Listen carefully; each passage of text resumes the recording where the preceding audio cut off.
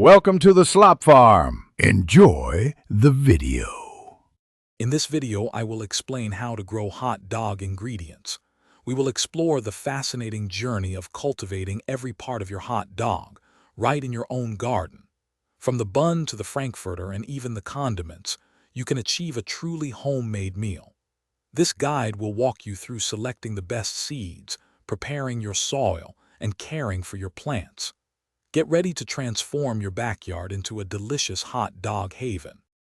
For your hot dog bun, consider growing wheat or corn. Wheat requires a sunny spot and well-drained soil, typically planted in the fall or early spring. Corn, a warm season crop, needs full sun and rich soil, planted after the last frost. Both need consistent watering, about 1 inch weekly. Once harvested, you can mill your wheat into flour or process your corn to create a delicious, fresh base for your bun.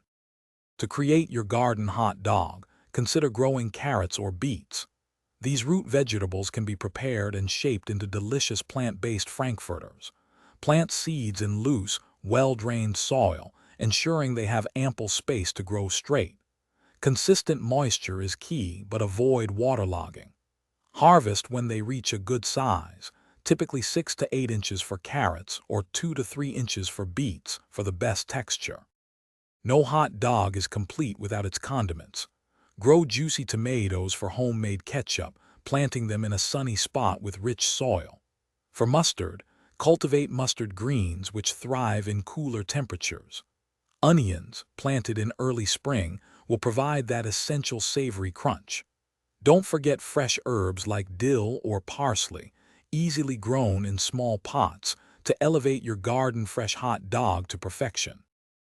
Thanks for watching. Consider subscribing if we helped you today.